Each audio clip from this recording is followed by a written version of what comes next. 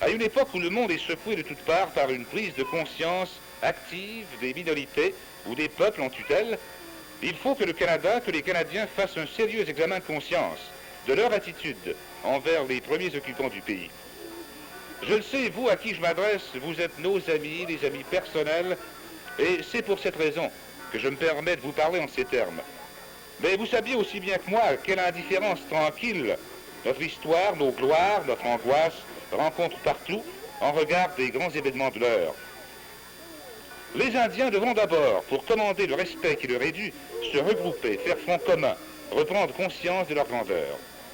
Nos amis les Blancs devront, eux, s'intéresser profondément aux Indiens, autant qu'aux Noirs et aux Jaunes, ne plus les considérer comme des êtres à part, mais bien se souvenir qu'ils faisaient partie du comité de réception à leur arrivée.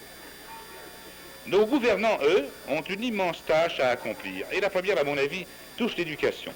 Donnons à nos enfants des manuels d'histoire du Canada qui ne racontent pas l'histoire de Bonhomme Setter, où l'Indien joue un rôle de méchant, plus souvent qu'à son tour.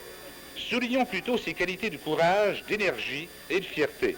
Plus tard, ainsi armés, ils sont les premiers à rire des films d'Indiens qu'ils verront à la télévision ou ailleurs.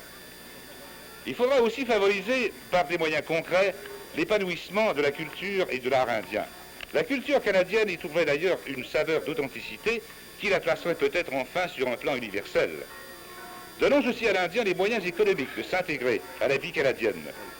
La formule de paternalisme actuelle ne correspond plus à ses besoins, à ses légitimes aspirations d'adultes. En conclusion, je me permets de vous formuler à tous un souhait.